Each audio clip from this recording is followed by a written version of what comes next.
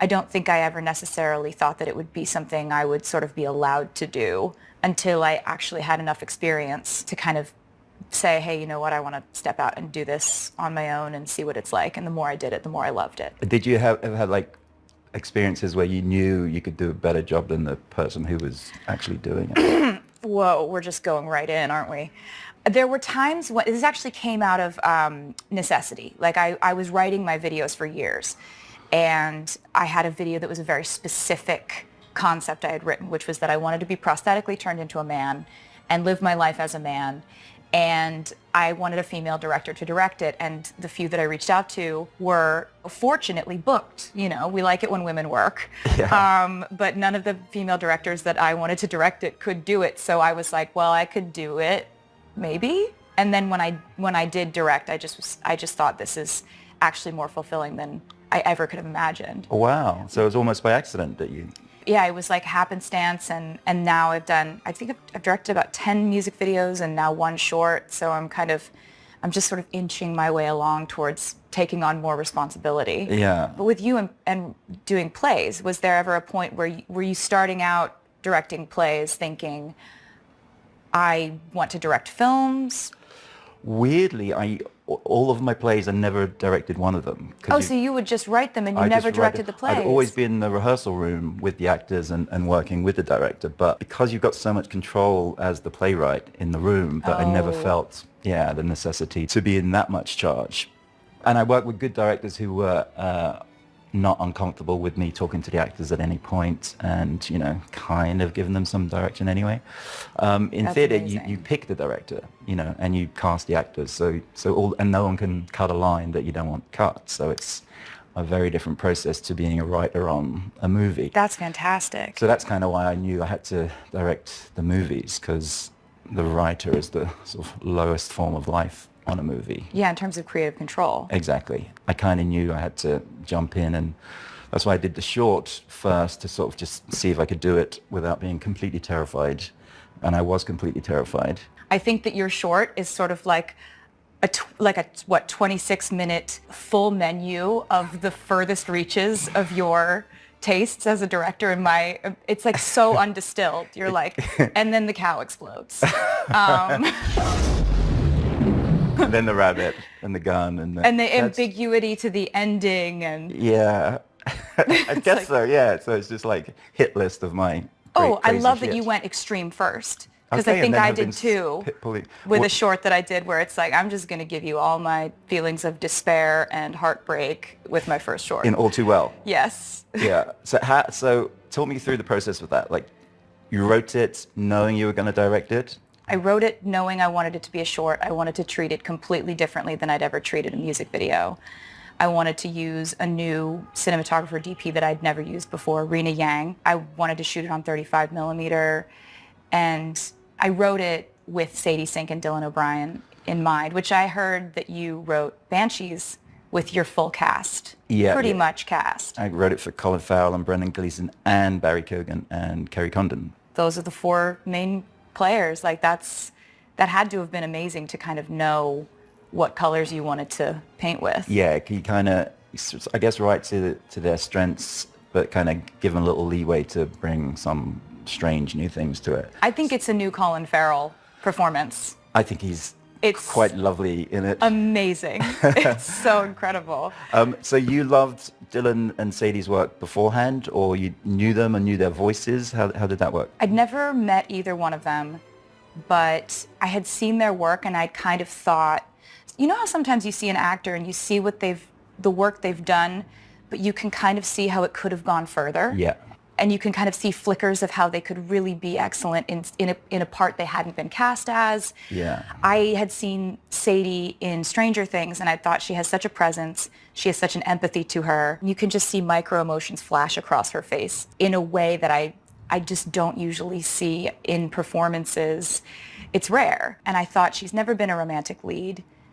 And I wonder if she'd be interested in playing a young woman who goes through her first, cataclysmic heartbreak. Yeah, and she did it so brilliantly. She really, really did. Why are you so pissed off? I'm not pissed off. Who said I was pissed off? Did you write it, then meet her, or meet her and then hear her voice, or what? I wrote it, and I wrote the manuscript, and I had, kind of visual references of what type of art direction and the way I wanted to film it and the colors I wanted to use. There's a sort of a palette. I sort of put together like a PDF of what I wanted to make, because I'd never made a short before. And so I'm in the mode where I'm trying to persuade these two actors who I don't have backups for in my mind to do the project. Yeah. And trying to convince them. It didn't take any convincing, because they just both said yes immediately when I reached out, but I texted them directly. Cool. And then we talked a lot, had a lot of conversations. I had them both over, they met each other, and then a couple months later we were on set. Wow. And so the script was like 20 pages or 30 pages? Or, Yeah. It was, and it had dialogue and all that? It had dialogue. I'd scripted out some scenes of them falling in love, the scene of them falling apart, breaking up, and then I'd had this argument. And I'm really interested in this argument. so the argument was the one that we ended up keeping as a scene. I knew I wanted one scene to play out, and I didn't know which one it was going to be. So Play out without music? Without music, because I thought that it was just important to get a very potent glimpse into their dynamic, and I didn't know if that would come through best with them falling in love, breaking up, or fighting. It turned out the fight was where we saw the most of who these people are and what the problems are. So could the song have stopped at any of those points? Yeah, we have it in the edit. We have it in art. It's on film somewhere, but Yeah. we didn't put it in because I just thought, I want to tell this whole story, but I want there to be one really, portal glimpse into their life where we stop the music, because the music does a pretty good job of explaining the arc. And just shooting that, how did it go? It ended up being one shot. We had Rena with the Steadicam, and we were just going to shoot it as many times as we needed to get the coverage that we needed, but it turned out that it was one of those magic takes where we don't cut till probably 85-90% through that scene. Wow. My producer and I were just at the monitor just clutching each other. Oh, I love it when that happens. Just, so it was fantastic. And I think you strike me as someone who has a lot of trust in your actors. Yeah. And that was that leap of faith moment of putting them in a room, and they're having to fill in all the blanks of this chemistry. And we had talked at length about the dynamics of this fight. And it really comes down to the fact that she does not feel seen within this relationship. And on some level, he doesn't either, because both of these people are essentially saying, you don't understand where I'm coming from. Yeah. And you can't understand where I'm coming from. Well, one of the things I loved about it, sorry for interrupting, No. it did feel completely balanced. I think the song mostly is sort of from her point of view, but that scene was equal. I think so, was quite too. surprised in a lovely way that was there. Hey, come on. I don't want to fight. And so was that all your dialogue? Was it partly improvised? Or It was partly improvised. I had written out that fight with the same arc and it being about the same thing. We had just talked about it so many times, about what this fight is about and what sort of things they would be saying to each other. It's a testament to them as just brilliant actors and collaborators that they went in there. And there were some things that Dylan would just blurt out, or that Sadie would say, and I'd just be sitting at the monitor going, oh my God, we are keeping that in the cut. So is the one we see, was that like first take or only take? It was the first take. Wow. And then we did one or two more, but that was the one where I was like, if you have it, you have it. Yeah. And I knew we would use that one for the most part, for the predominant length of that scene, because it just did everything I wanted it to do. And is it moments like that you felt made it a short film and took it away from the usual sort of music video milieu? It was moments like that, and it was the fact that it has a narrative arc. The chapters in the short film are there because, it has chapters like the breaking point, the first crack in the glass. Those end up being chapters in a book that she one day writes. So it's structured narratively in a way that I felt had to be different from any music video that I've made. It couldn't be a music video where I'm singing the lyrics and you're seeing some flashbacks and flash forwards and whatever. Yeah. I wanted people to be in that world with these two characters. And they are.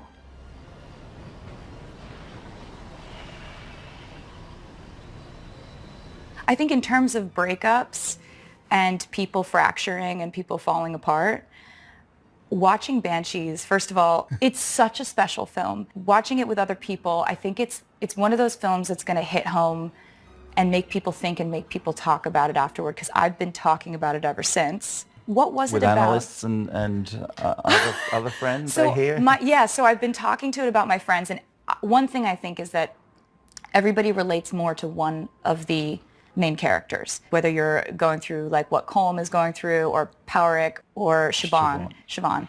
I think it really depends on what you're going through. I talked to a friend of mine who's a therapist, and she was saying if someone brought in this dream to me and said, I had this dream, I don't want to spoil anything, I'm wanting to cut a part of my body off.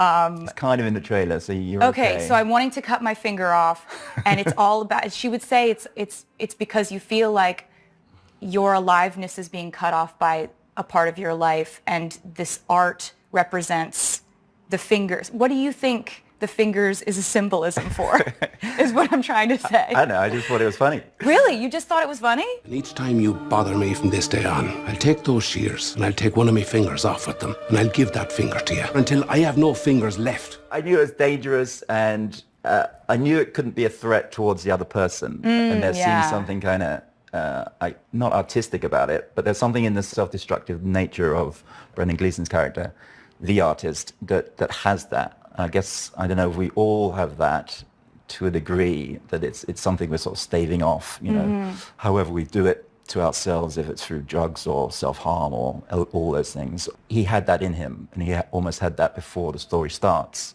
I talked about it with Brendan Gleeson, and he was wondering whether or not the despair, which is sort of touched upon through the film, is something that we should see, you know, building or manifesting throughout the film.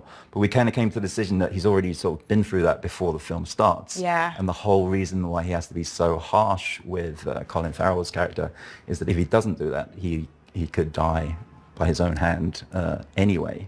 Wow. So that kind of explains how tough he's being, because he isn't, I think in those first scenes when he says, I'm just not your friend anymore, will you leave me alone, it's being overly harsh for just to get it through to him. I think things kind of unravel when he's being a bit nicer about it. So him saying, I don't want to be your friend, is actually the last straw in something that's probably been building for ages. I think so. Yeah, that's what it felt like. A dramatic last straw, yeah. But the fingers thing, the threat of it, you kind of, I didn't know, I never plan out a script beforehand, so I never do a treatment, and I never know what's going to happen from scene to scene. So I was kind of shocked when he came into the pub and made that threat. But after it happened, it kind of throws everything up in the air, and anything could happen after that. So when you sit down to write a script, you haven't storyboarded the arc of it, you just see what happens. Yeah, just have like a vague idea of the characters. With this, it was basically, you know, one guy doesn't want to be friends with another guy anymore. I love how you say island. you were shocked by it, as if it was sort of an involuntary thing that just came out of your brain without you having anything to do with it. It totally was. I love that. Yeah, I love it when that happens. Plot twists like that, if you don't know that they're going to happen, hopefully the audience won't see it coming too. You know the story's going to probably not have a happy ending. Not necessarily, or a happy next few scenes. Yeah.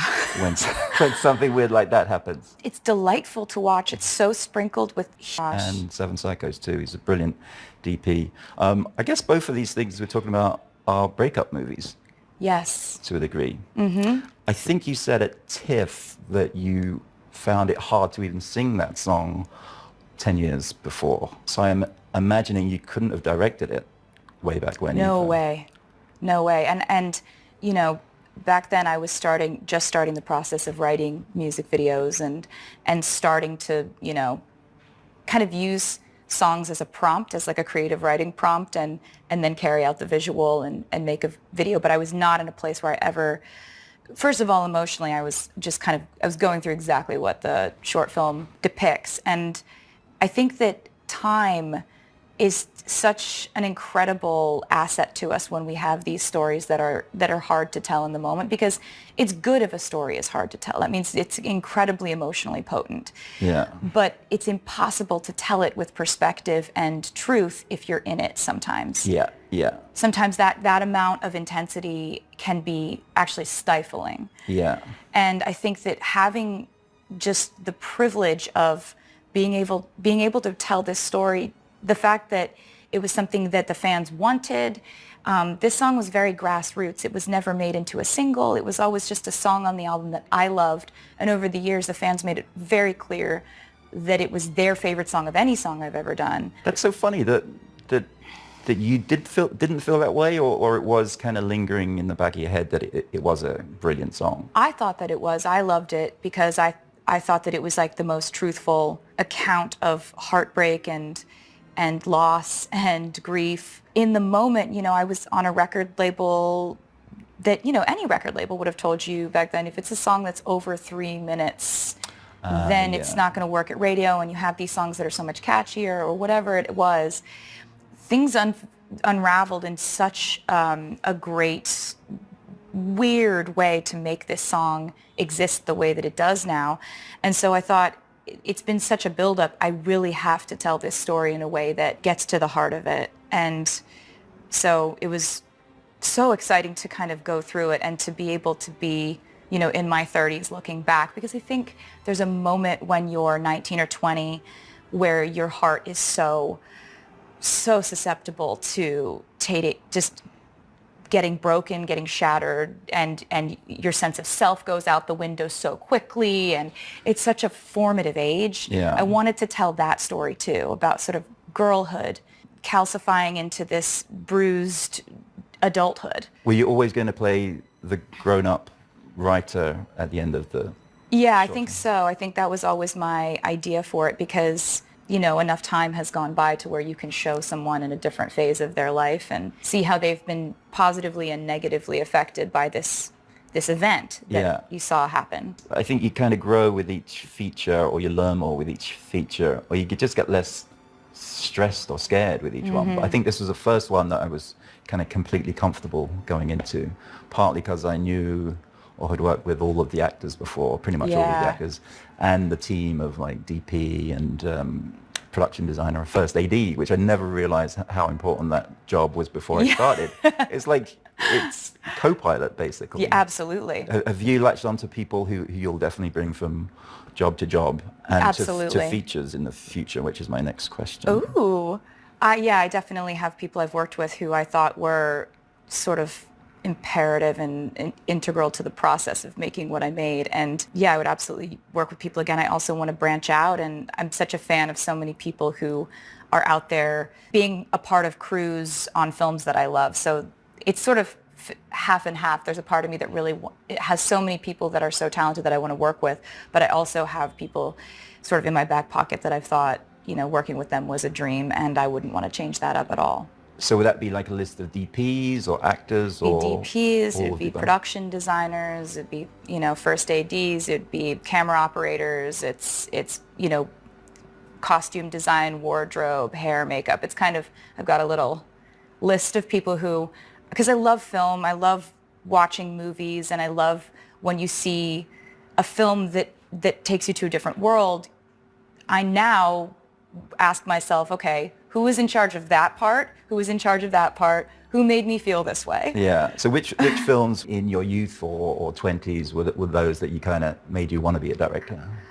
Oh, wow. I think there are so many that I love over my life, but with the short film that I made in terms of heartbreak, this is really recent, but The Souvenir Part 1 and 2, I absolutely loved. Yeah, they were beautiful. They're beautiful, gorgeous, and they were about somebody, you know, making art through heartbreak, and so I absolutely loved that.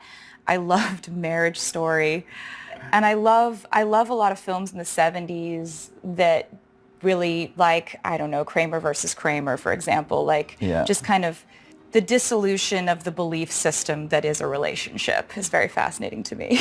Do you think all of your work is going to be relationship based, or are you going to, could you see yourself doing like a sci-fi or a Western or an Irish something? I couldn't see myself doing sci-fi at this point in my life. I don't think that's where my strengths would lie. I don't think I would go headlong into another heartbreak story, because it's just, you know, just did that. It takes a lot out of you. But what about you? I mean, you just told a really epic friendship heartbreak story, which I think is an angle that is, of all the stories that are told, I haven't seen that touched on, that relationship dynamic. Yeah, they don't usually have sort of platonic old guys on an island But breaking up. it's so important. It is. happens to everyone, and it's so important. That friendship breakup is Yeah. a weird one. And it's not really, you're right, it's not really talked about in modern culture too much. But No. it can be the most devastating breakup of all, I find. Even though I think this one was written more through like a heartbreak point in my life. So I think the sadness in the script was coming from that kind of point of view. I didn't hear those to be a session. Last minute thing. Colin decided. All the ladies love Colin, you know? Always did. Yeah, that's not true. I assume you want to make features. I do now. And would the plan be to write a script or get a script from somewhere else? I or- would want to write it. It's so much easier for me to visualize how I would want to shoot something and how I would want to tell a story if I know exactly where it came from. Yeah. And I know exactly why each line exists. And Me too, actually. Yeah, I'm preaching to. Taylor Swift and Travis Kelce have taken the world by storm. And this New Year's Eve, they gave fans a glimpse into a love story that feels like a fairy tale. During a heartfelt interview, Taylor Swift, never one to shy away from her feelings, was moved to tears as she spoke openly about her deep affection for her fiance, NFL star Travis Kelce. With the world watching, Taylor's voice trembled as she confessed, "I've never felt love like this before," her eyes glistening under the studio lights. Travis, seated beside her, reached for her hand, his own emotions palpable. The chemistry between them was undeniable, every glance and gentle touch telling a story of devotion that words could barely capture. The couple, often spotted supporting each other at concerts and games, seemed to thrive in the whirlwind of fame, drawing strength from their bond. As Taylor wiped away a tear, she laughed, admitting, "He makes every moment feel like a new song." Fans are already speculating about wedding plans, new music, and what the future holds for this power couple. One thing is certain, the world can't get enough of Taylor and Travis, and their love story is just getting started.